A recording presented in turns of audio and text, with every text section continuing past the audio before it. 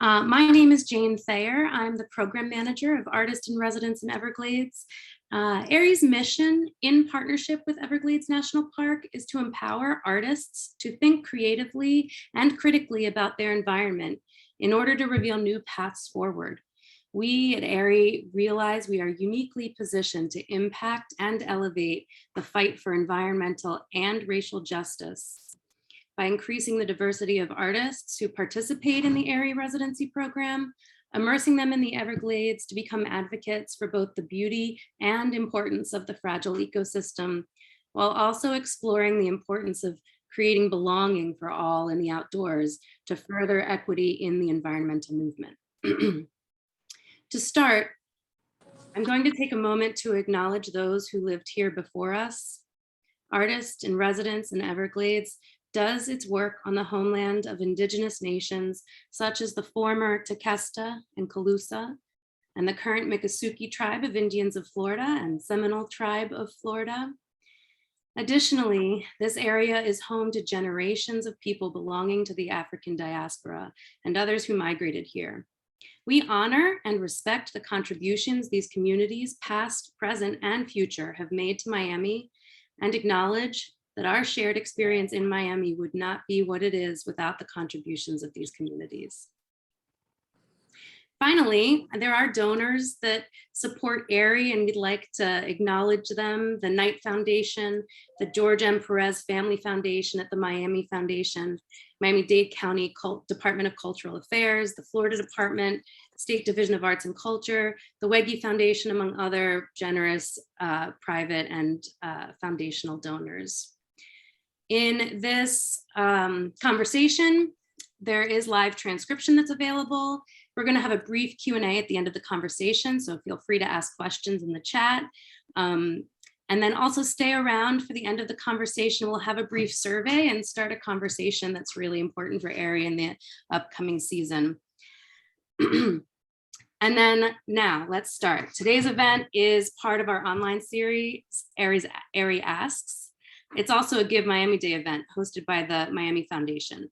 Give Miami Day Early Giving is started, so I'm going to put a link in the chat. And if you like what you hear and if you connect with our mission and you want to support, please head to that link. Every donation is going to help AIRIE continue its mission. Now it's time to welcome the artist. Welcome Tommy Ralph Pace. In today's conversation, we're going to meet the 2022 AIRIE Fellows. These artists have been chosen for individual month-long residency in Everglades National Park, essentially becoming interpreters of the Everglades through art. They're all exceptional artists, and Tommy Ralph Pace, AIRIE's vice chair on the board, as well as executive director for the Orange Show Center for Visionary Art in Houston, Texas, will help introduce them to us and lead the conversation. I'm gonna ask everyone to come on and enjoy. Thank you, Jane, for that warm welcome. And it was so great to get to chat with all of you for a few moments earlier. And let me just first say, on behalf of the entire AIRIE Board of Trustees, how excited we are to welcome the 2022 cohort of fellows to the Artist in Residence of the Everglades program. You guys represent 2 years of really hard work realigning around AIRIE's core values and vision. And we are just so excited to be welcoming you to the park ever in the coming year, and to be able to provide you guys with hopefully some financial support that helps make some of your projects happen. You all really do represent the best and the brightest working in the field today. So we are honored to have you as part of the new vision of AIRIE. And as I say, can't wait to welcome you.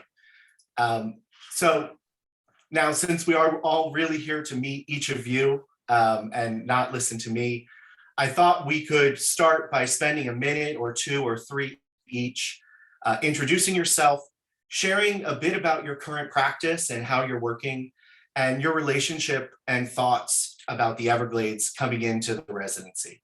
After that, I think we'll go into a group conversation around a topic that we discussed earlier. If it's really a provocation, what do we each believe, if any, are artists' responsibilities in today's society to our environment? So with that, I'm so excited to get to meet each of you, and I thought we'd start in somewhat alphabetical order, and I would turn it over to Ania. Hello, good evening. Thank you so much for having me. I'm so honored to be here. So my name is Ania Freer. I am an Australian Jamaican cultural researcher, artist, and filmmaker. I have been living in Jamaica for the last 5 years. I came to Jamaica with this longing to connect to this part of my ancestry. And I left Australia, made that decision to come to Jamaica, and I decided not to take my return ticket. And I've been there for the last 5 years. And so I've been developing a practice which is around a kind of intimate storytelling through video portraiture.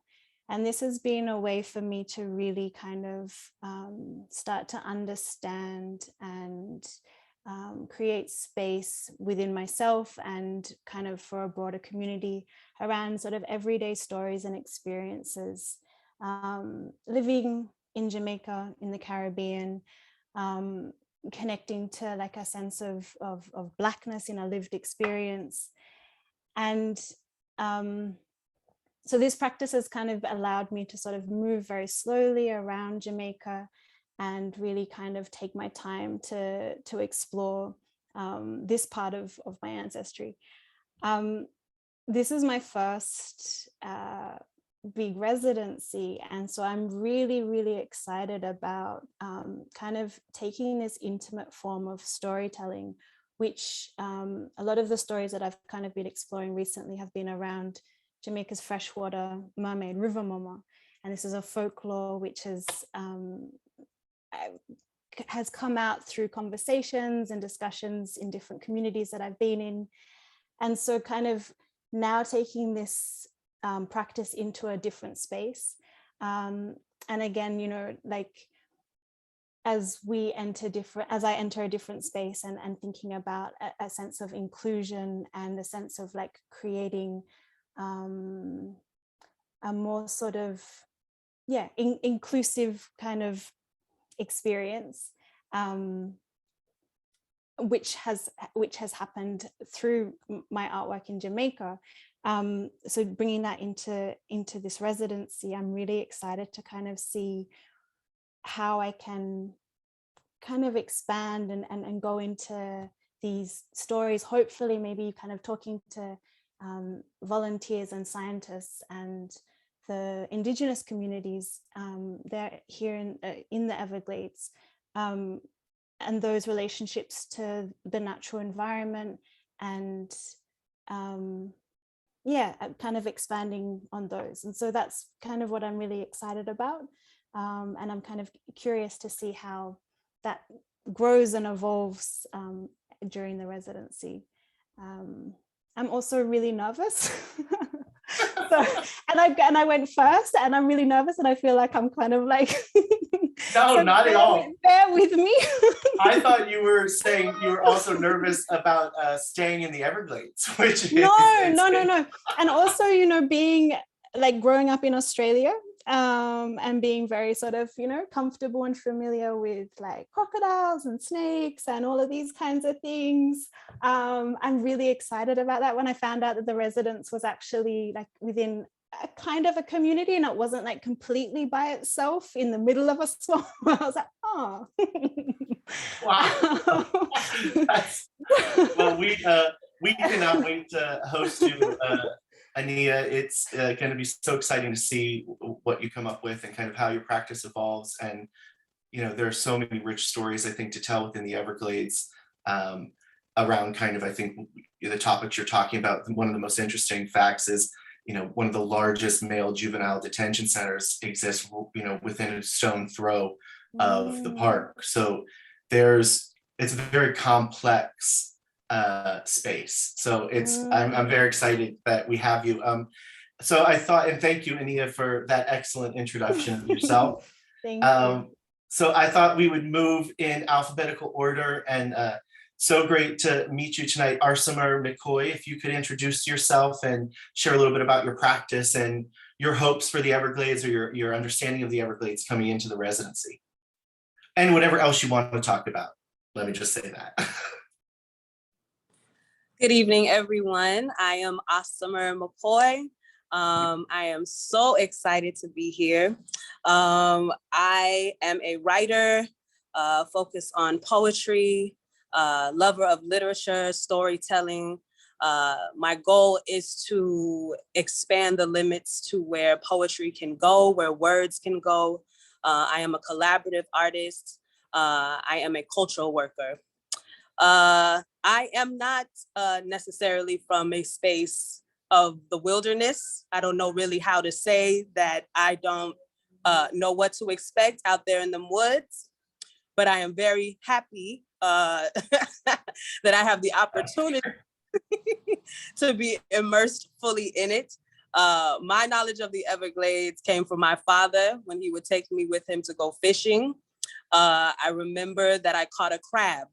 And it was a very devastating time. The crab got into the boat and I almost killed us. And so that is the memory that I have of the Everglades. So I'm hoping that, yes, I'm hoping to change that. I realize now it's not the crab's fault. He didn't know what was going on. I didn't know what was going on. And that's kind of our connection with nature, yeah? Movements and things happening where we don't really understand what's out there. We don't really understand the history and or the connectivity that we have to it. And so I'm going to use my time delving into that connectivity, remembering that I am a part of that Indigenous community and tapping back into that. I can't, Can I you hear feel, me? no, I can totally hear you, and I can Okay. feel your energy and your spirit already. So I Thank can't you. wait to see what you do with words out in the Everglades. Thank you. I can't wait to. I hope it's not screams. So let's talk about that. And I have to tell you, I'm born and raised in South Florida, but them woods are scary for me too. It's yes, but it's gorgeous. You'll never see as many stars as you'll see when you're in the Everglades. It's absolutely stunning. So then let's move on, and thank you so much, Arsimmer, for that. Let's move on to Cornelius. If you could share with us. Yes, hi, I'm Cornelius Tulloch, interdisciplinary artist and designer. And I too don't have the same relationship with the Everglades, whereas even though being from Miami, my first time going to the Everglades was maybe when I was maybe 3 years ago. So that was my actual first introduction, even though being so close. So for me, I'm just really excited to get an opportunity to spend time out there because I do appreciate nature, and my work deals a lot with, looking at the lineage of Black bodies within the environment, specifically of my Jamaican heritage, which, I feel much more in tune with the natural environment in Jamaica, but not really here in Miami. But, I feel like this gives me an opportunity to explore, the ideas of Black bodies within this space. And what does that look like as I, reimagine and reform this connection to this environment that, I didn't necessarily have growing up, or just an understanding of Black bodies with nature in the US has a different context than outside of it. So really reconnecting that and reimagining, what does this future look like for future Black identities, and reconnecting with this space is really what I'm excited to do. Wow, absolutely. That's powerful and I think important. Exactly. Round of applause. I mean, that is part of what AIRIE is excited to be engaging and promoting dialogue around. So thank you, Cornelius. We're looking forward to having you. And there are definitely creature comforts in the lodging at the Everglades, including air conditioning and bug repellent and things. So everyone will be safe. So let's go ahead and move on to Carmen Lane. Would love to hear from you. Thanks, Tommy. I've been thinking about, what I wanted to say and how I want to think about my practice in relationship to this residency. And for me, I think about what it means to be a guest in the Everglades, that the Everglades will be hosting me Right. as a visitor. And that feels interesting to me. You know, this resistance that I have to contemporary conversations about kind of Blackness and Black bodies in relationship to nature. You know, there's plenty of tropes about how we view nature, and nature isn't a settler, and yet we conflate those things. And so I wanted to distinguish that for myself as an artist. And when I think about, you know, the knowledges that my ancestors had in creating kinship with the environment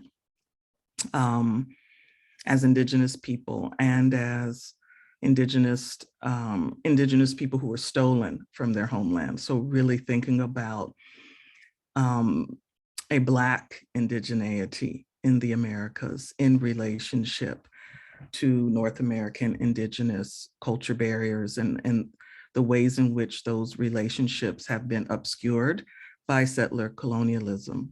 So I'm really thinking about it in relationship to how we make meaning around home, how we make meaning around being a host, how we make meaning around being a guest. And in my practice as a visual artist, I have a preference to installation work, to altar making.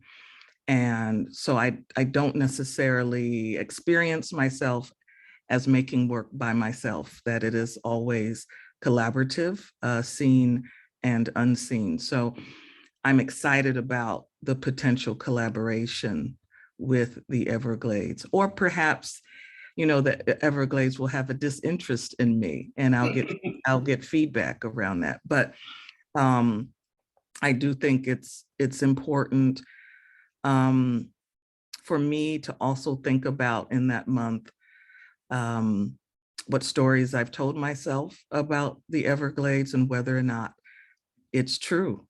And so I'm looking forward to, you know, the myopic meaning making that we make about the Everglades being crushed, being disrupted, and the obstruction of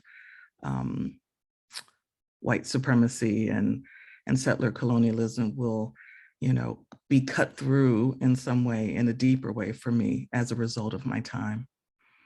And thank you for that. And I think the context with us being in partnership with the national park, which is essentially the government, it is the state occupying these lands and in a way protecting them as maybe a covert word for controlling them continually. I think that's going to be very exciting. Well, Everglades, watch out.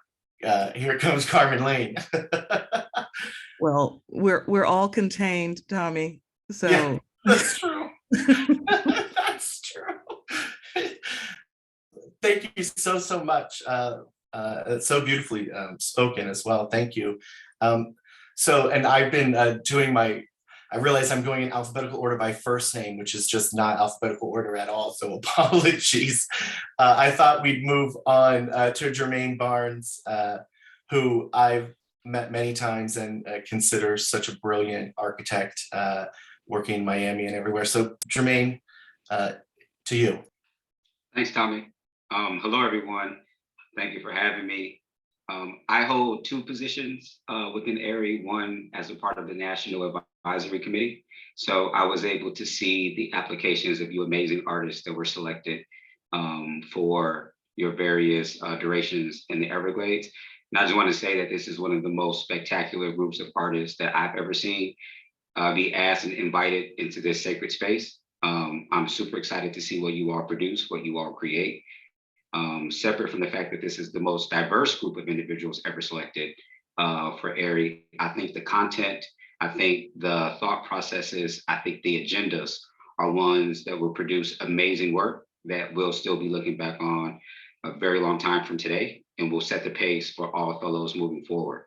So not to put too much pressure on your shoulders, but I think the work that is going to be produced for the next year is just nothing short of groundbreaking. So I want to salute all of you and your amazing practices. And then also, I would like to thank AIRIE for selecting me as the inaugural Invitational Fellow, which affords me 2 years of engagement with AIRIE in a full month residency. And I think that's important for me because as a part of the committee, the first thing I said to Tommy and to Jane was that a person like me doesn't feel welcome in the Everglades. And I think it's important to understand that if you're from a big city like myself, being from Chicago, your attachment to nature may not be the same as someone who's from a rural area or from the South. So what does it mean to be Black, to be from an urban environment, and then to be placed into an unfamiliar territory? And how do we deal with that? How do we reconcile that history? I'm not fortunate enough to have a direct lineage to Florida, to the Everglades, but I do have family that's from the South. So I know what it's like to spend summers in Mississippi and in Arkansas. So I'm interested to see what it's like to spend an entire month in the Everglades, considering I lived in Miami for 8 years and I have never visited the Everglades, which is a tale that's very often for many people who identify as Black in Miami. So I think it's important that these spaces are available to people who look like us. I think it's important that these spaces are open and that they're welcoming and that they're nurturing. And I'm extremely excited to have an opportunity for respite. I'm extremely excited to have an opportunity to just produce and not have to worry things and be just enough outside of civilization to where if the mosquitoes get a bit too frantic, I could just hop on the turnpike and go hang in Miami for a couple of days and then come back. So thank you. Oh, Jermaine, thank you. And we're also so honored that you've agreed to be the Invitational Fellow. And, you know, I think your practice as an architect, understanding the built environment and the natural environment will be really exciting to see what you think of and how you can help continue to shape the way this residency and the program at AIRIE moves forward. So thank you for your commitment and really for everyone's commitment to saying yes to kind of a wild proposition to come hang out in the Everglades for some time and make some art with us. So I'm gonna take it over now to Kunya Rowley and Huge Songs. Hi everyone, Kunya Rowley here. I am an artist. My background is in opera primarily, and then I also lead Huge Songs, and we are a nonprofit that celebrates Black culture through the arts.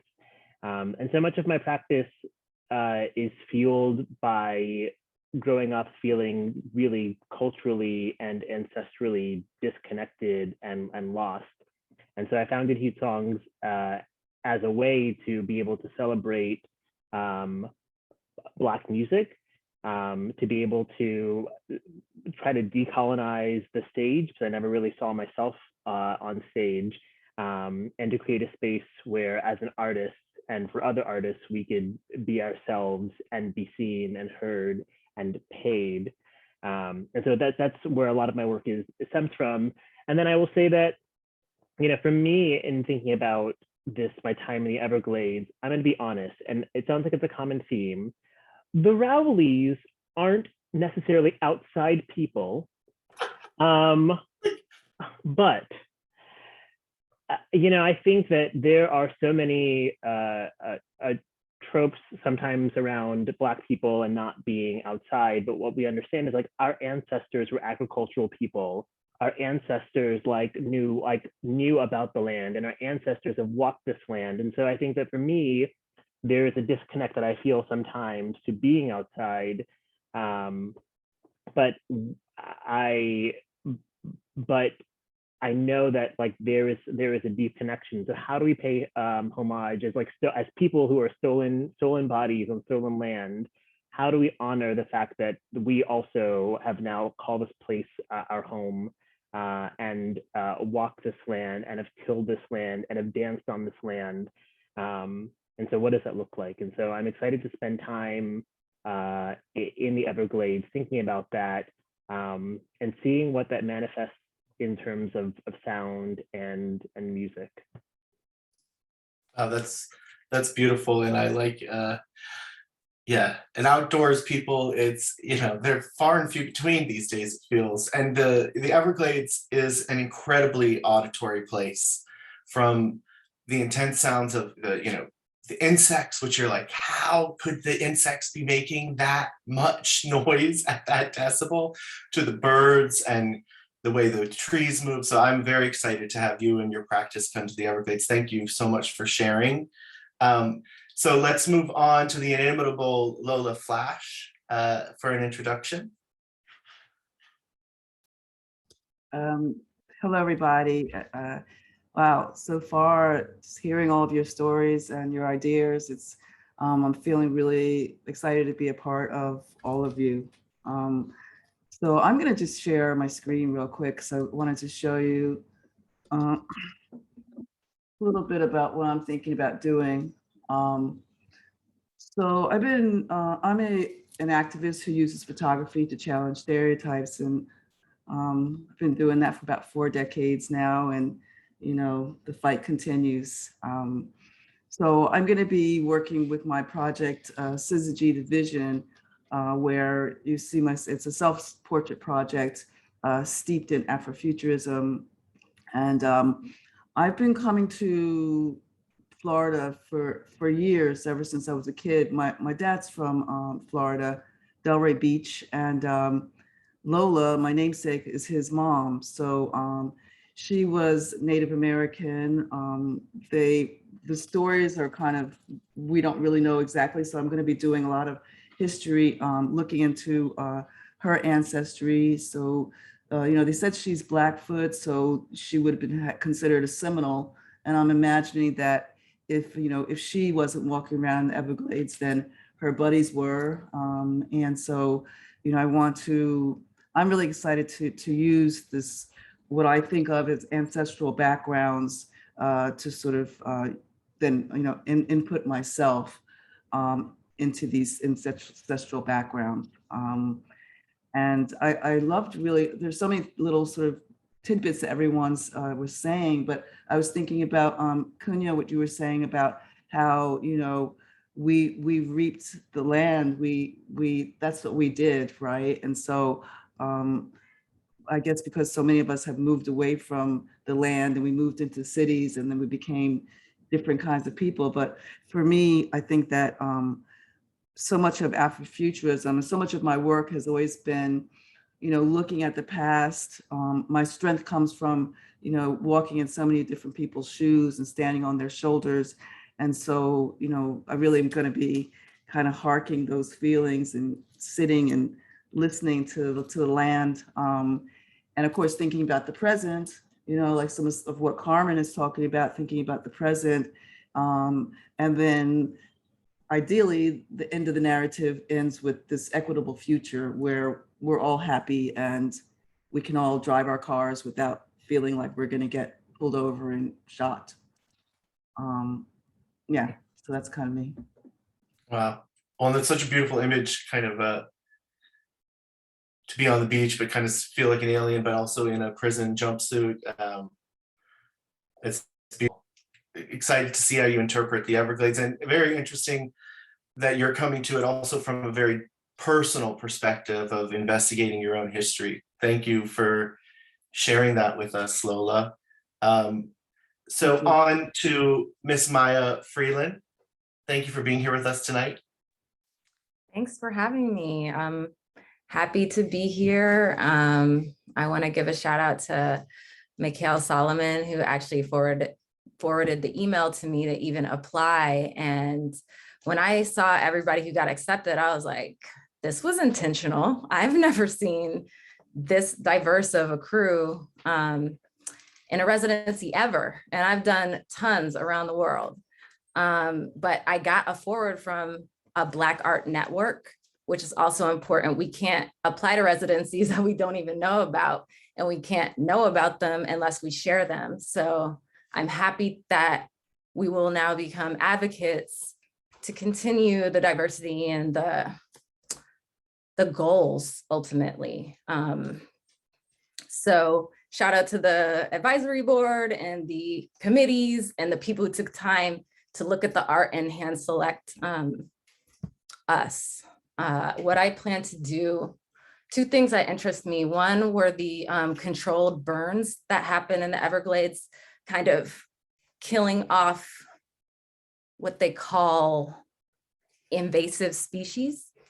It made me think about plants that didn't ask to come here, then get implanted, thrive, Wow. and then they get burned because they're invasive. They did too much.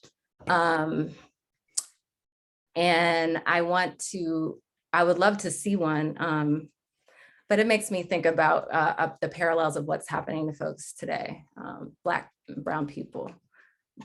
Use the labor, take everything. And when you're done, you're just kind of like excess baggage. Right. You're a controlled burn. Yeah, and why be so offended? I mean, this seed made it there. Somebody planted it, and there are gardeners and folks who, what it's doing is suffocating the things that were there, just because it's doing well. So that's one thought, and then the other thought is connecting with Indigenous folks and reclaiming folk type traditions in art making. I'm a multimedia abstract artist, but I primarily use tissue paper in a lot of different forms. And I like to build with people and make quilts with people around the world and have them connect their energy. So every time I'm doing tissue quilt making, I like to bring folks in, create it together. So I'm interested in connecting to that and flying a tissue flag and maybe one of those gator boats, I don't know, something cool. Never been to the Everglades, but I've heard about it a lot. Yeah. And I'm looking forward to seeing this space and feeling really grounded and exploring that. Well, that's so great. We definitely will be able to set you up to experience a controlled burn. I know that part of what we can set up any of the artists with is the ability to do some helicopter flyovers of the Everglades with some of the research teams. So, Jane, as you guys start to settle into your residency, there'll be some list of ways you can engage with scientists. But I think that metaphor that you drew, kind of saying that the seed didn't do anything to anyone. And to your point, there's an ecological reason maybe for some of the burns, but maybe it's also time for us to evolve and for landscapes to change. So it's a very interesting perspective, Maya. Thank you for sharing that, and can't wait to host you here for you to dive deeper. And agree with you 100%. A massive shout out to our amazing National Advisory Committee and to our board co-chair, Tracy Robertson Carter, who really put the work in to transform AIRIE. And I think what Jermaine alluded to earlier, you guys are setting the tone for what will be the ongoing work of this organization, one of the longest running artist in residency programs in South Florida. So with that, and certainly last but not least, I would like to turn it over to Meg to introduce herself, and we're so excited to have you as well. Thank you very much. I feel really grateful to be able to be part of the residency. I'm coming from Minnesota and was lucky enough to be accepted through the McKnight Foundation Visual Artist Fellowship in Minnesota.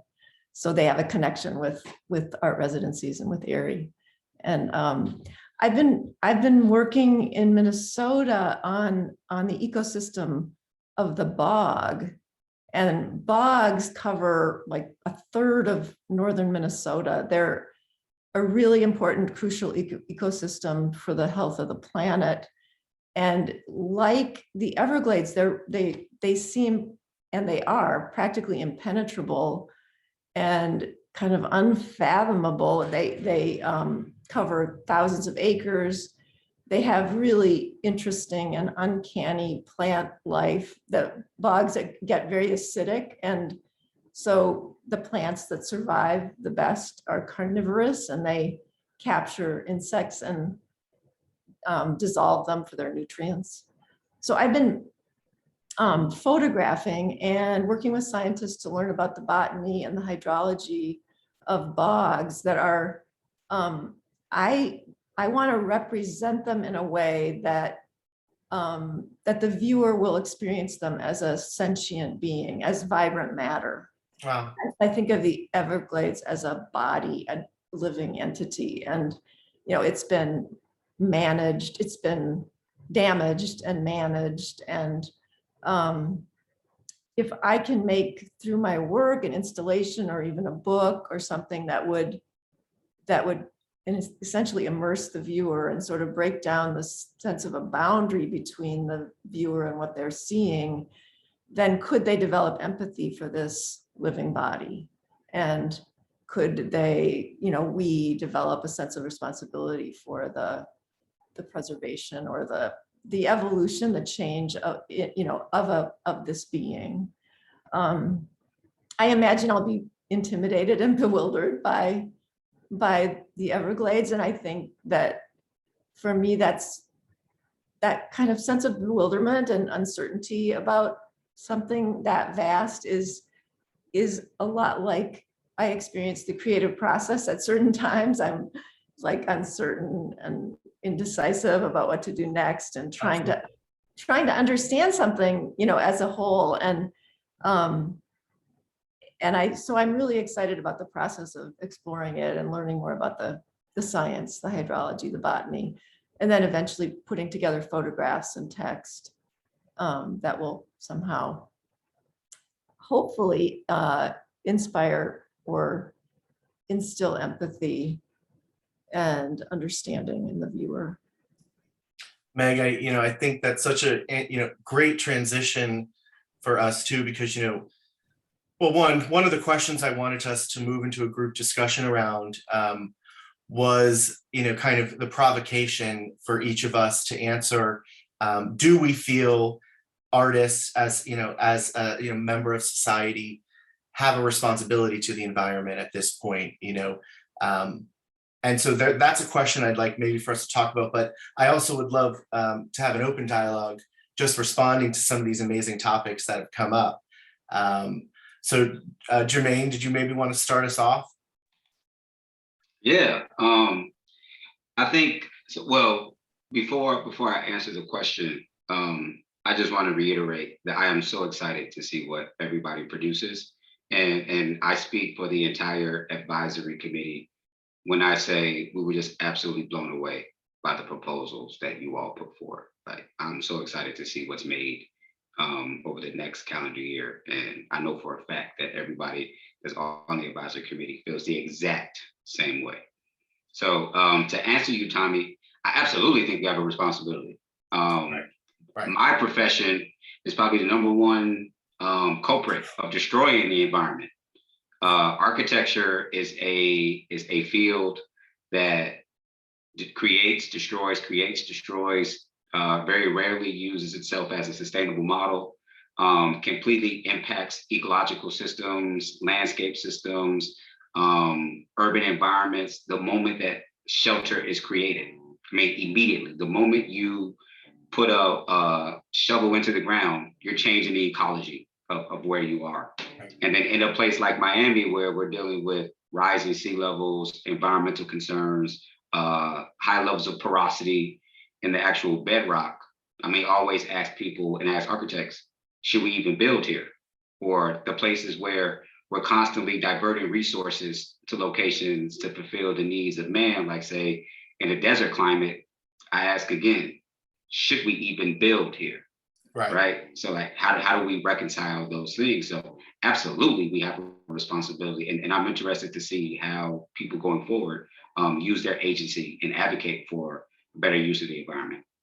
And maybe that was kind of my trick question too, because I agree. I think we all do have a responsibility. Maybe the more open-ended question is, what are those responsibilities that maybe each of you feel an artist should have?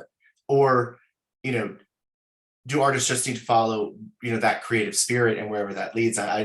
For me, it's just an interesting topic maybe for us to talk about. But also, like I said, if there's anything else any of you want to interject or talk about, I'd love to hear from you guys. Can you add one more part to that question, which I think based off of the comments from all of the amazing artists brought in. If the first part of the question is, do artists have a responsibility for the environment? Then the second half of that question, could it also potentially be, how do we make the natural environment feel more inclusive? Because there are many people who say they have no relationship to the natural environment or have very little relationship to the natural. Like, how do we address that? How do we shift that? Should we even shift it? How do we deal with those things? I wonder, Carmen, if you have any thoughts on that, or Lola and Ania. I do. For me, the natural environment is inclusive in its design. I think, to Jermaine's point, that various kinds of civilizations have intervened in the natural environment in a way that isn't sustainable, as a way to catalyze constant production.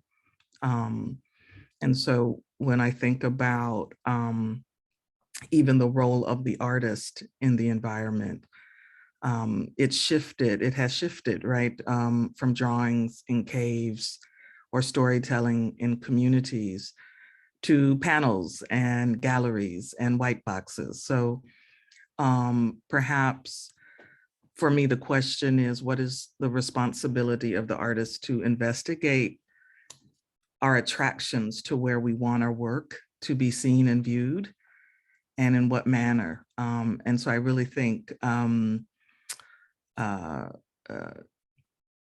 it isn't just where we intervene as artists, but who gets access to our work and to the conversation. So for me, it isn't just that I have this privilege of being able to be an artist in residence in the Everglades, but then how does the work and what I learn from the experience become more accessible for others? That's great. Any thoughts? Maya, were you talking to me? Yeah, anyone, absolutely. Well, I take a completely different stance from this. I don't think of Black people as never going outside or being connected to the environment. I know lots of people, including my partner, who grew up on a farm and is so in touch with dirt, nature, and her environment. It's just like part of her soul and like everyday being. And I grew up a kid that hugged trees and went on nature walks and skipped in, stones. And because I grew up in North Carolina, maybe, and I just had access to that. So I just, if I'm in the woods, put on the bug repellent, you get eaten up one time, you stay away from the leaves of 3, like you get poison ivy and learn. We're not doing that again. So I'm comfortable in spaces like that. It actually makes me feel really connected, and I'm sad that there is a disconnect for a lot of African Americans who don't have that access or don't even know how healing and renewing nature can be. One of my favorite places is the lake, and spending time in lake water and mud and dirt. When they recommend that you put your feet on ground or grass or dirt, I don't know who they are, but it's one of those things there's some ions and some nutrients and something that happens when your bare feet touch the ground. And so I'm excited to do that. I do that wherever I go, but to feel the earth, to smell the smells that are there, to listen to the birds and the bees and the bugs, what they're saying, to look at the trees. Absolutely, everybody should have feel like what's happening to the environment is happening to the world. So I don't even say, do artists have a responsibility, or do politicians have responsibility? Everybody has that responsibility. We all live here. And my thought is, the only people who are getting hurt are human beings when we destroy the environment. Earth's gonna be okay. So, we need to think about Right. whether humanity is going to continue. Yeah. We can't heal the world will heal itself. We need to recognize that we're living beings in conjunction with the planet. That's my take on it. No, that's great. Anyone else want to add to that conversation? And or if not, we can move to Q&A, but I think it feels like there's some hands up maybe.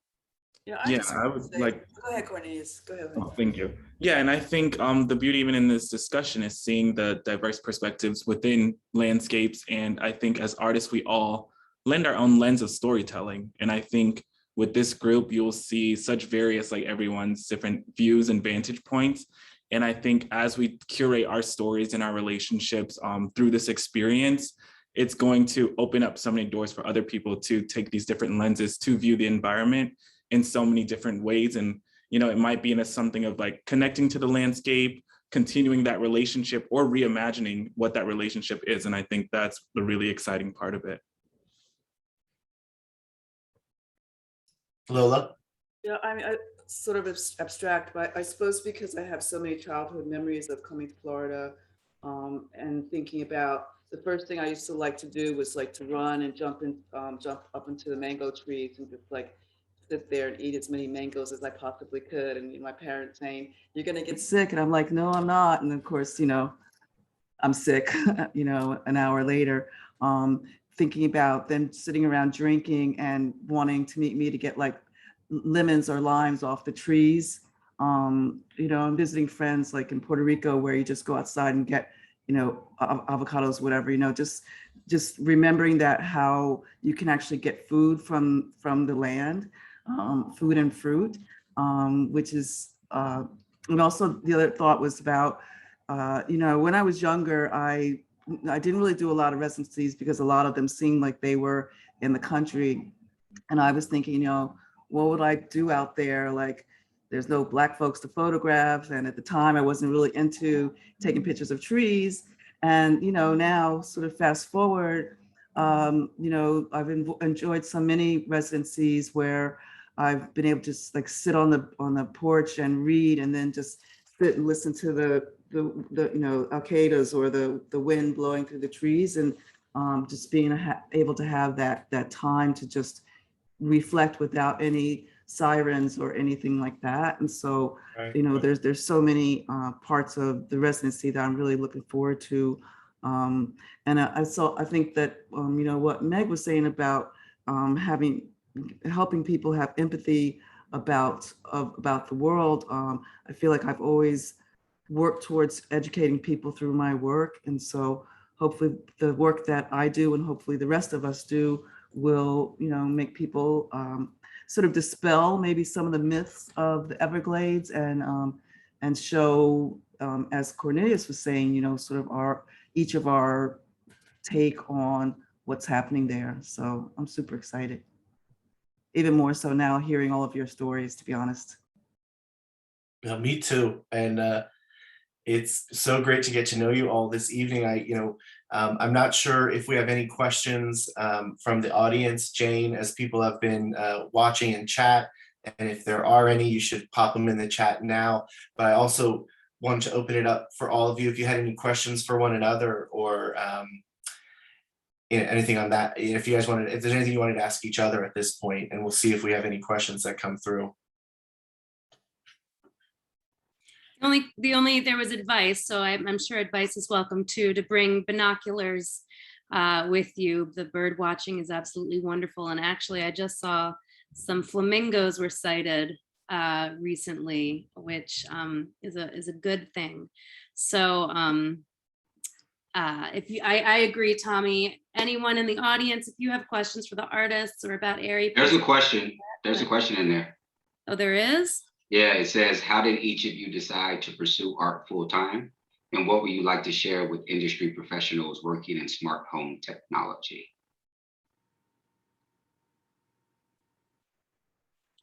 Thank you, Jermaine. You're welcome. Is now smart home technology like eco technology in the home? I'm just reading the question. Got I it. don't know. Well, maybe if it will simplify it to maybe just, does anyone have any advice for younger artists? I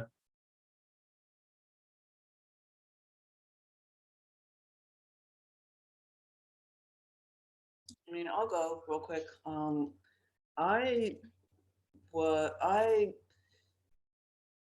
I've always been an artist, but I don't know if I'd actually say I was a full-time artist because you know, I'm a fine art photographer, so that's not the kind of work that is sold a lot. So I always, you know, either waited tables or bartended. And my mom kept pushing me to be a teacher because all of us are teachers. I kept saying, I'm an artist, I'm an artist. Anyway, I succumbed to being a teacher, and I really loved it. And I find that it's a great way to be able to, you know, the schedule is great. You get your summers off so you can get a lot of work done, do residencies. But I've always kept, you know, my passion for my photography. And in February, I'm going to be retiring. So I will finally be a full-time artist. So I think it's very challenging to be able to pay the rent and be a full-time artist. And there are people that do it, but most of my favorite artists have really been teachers, which allows you to have a little bit of a freer schedule. Such great advice. Yeah. Because it's true. It's difficult to make a living as a full-time artist. And I think that's one of the reasons we're excited that for this cohort, we've been able to increase the stipend for each of you. And, you know, our hope moving forward as an organization is to continue to find ways to provide more resources to artists ongoing and entering into this conversation with us. Jane, that's my one contribution. Remember, Tommy? That's my one contribution as a part of the advisory committee. They're like, hey, what do you think we should do to attract more diverse audiences? I said, give them more money. Like you don't give enough money. Yes. Thank you for that. I completely agree. And somebody mentioned it earlier. They said, and get paid. Like that is also a great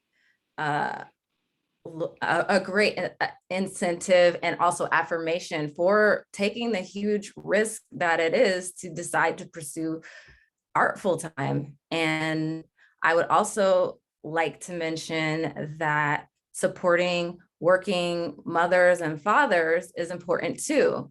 It's hard to get out here, and anybody who had kids in 2020 know, you know, you could have had plans, but they got canceled.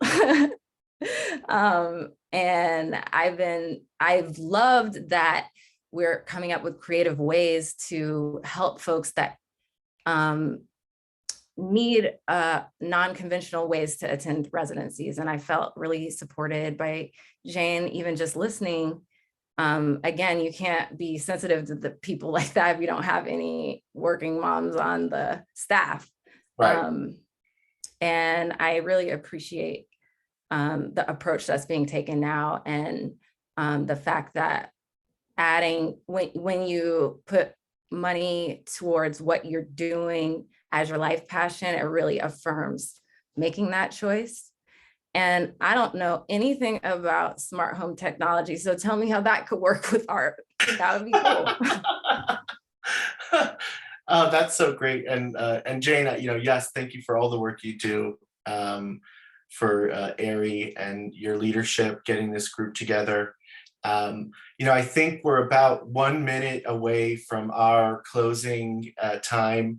You know, I just wanted to thank everyone for your participation this evening and for your openness of spirit and your sharing on topics that are new for AIRIE, but we are excited to walk the path with you guys and really thank you for trusting us. And I think we, you know, as maybe the first cohort, we absolutely want to make sure we're collecting your feedback along the way. So feel free to reach out to Jane or to any of us in the National Advisory Committee and share your thoughts, you know, because we want to make sure to continue to refine this process for the next cohort as we grow. So just thanking you all, wishing you a lovely rest of your evening and certainly a lovely weekend and the rest of the week. So again, thank you for participating.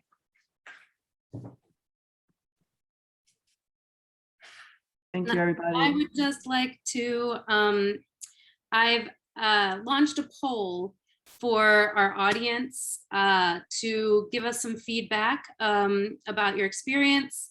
It really helps us in fundraising and reporting to our funders to know how you enjoyed this event. There is if you guys, the artists, want to stay on a couple more minutes, there was a question that might be interesting for folks. How might you consider how your work is going to be influenced by the spirituality and materiality of the Everglades space? How might you consider how your work is going to be influenced by spirituality and materiality, if I can't say that, of the Everglades space? So Carmen, I see you. If you want to talk while people are filling out their poll, that would be absolutely great. I love that Harvard Divinity School asked that question.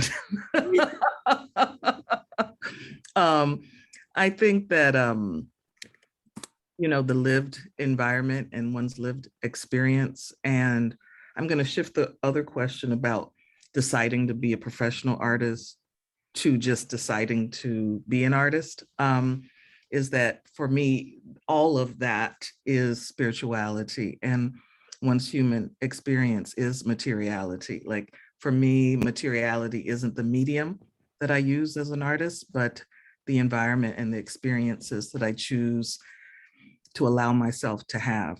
And I think that particularly as an artist that deals with systemic oppression, that, you know, one of the ways that religion can be violent is that it interrupts people's ability to have an experience, that systems of oppression, you know, eradicate potentiality and eradicate even our meaning making through the ways in which that we're contained. And I do think it's the responsibility of the artist to take people to an edge of meaning making, which could be viewed as spiritual. The other thing I wanted to say before we go is that one of the ways that I really love what Lola Flash said about like this notion of full time, that you do other things. And one of the things that I do in order to have the majority of my time be in relationship to arts and cultures, that I run a residency space in Cleveland, Ohio, in a predominantly African-American community. And so artists of color can live, work, and exhibit their work and it's sited in a residential architecture. So it's in a home duplex. And so I just wanted to let this cohort know that there's other places, you know, How great. To be together in that way. Thank you, Carmen. Well, thank you, everyone. Jane, is there anything else before we close for the evening? Yes, there is. There's also going to be a survey that comes out for you. Like I mentioned in the chat, the prompt for 2022 is how to make the outdoors a space of belonging. This has definitely been a topic of conversation amongst the artists tonight. But I have a survey. Feel free to take some time with it. The link will, I think, go to you at when this closes. And then, of course, if you want to support AIRIE's mission, if you want to support these artists in 2022, please go to Give Miami Day, find AIRIE's page. I'm going to put it up one more time, and make a donation. Donations large and small are so helpful in the work that we are doing, bringing diverse voices to the Everglades, connecting them with our community, having people immerse in the Everglades to become advocates for it. So I'm just going to quickly wrap up with the link is right there in the chat. I'm excited for these artists to take me to the edge. I'm excited to share all their work with you watching, and I'm really, yes, the journey together is going to be beautiful. Agreed. Thank you, everyone, again. Thank you. Thank you Thank all. you. Yeah. Thank you. Thanks, everybody. Good luck. Thank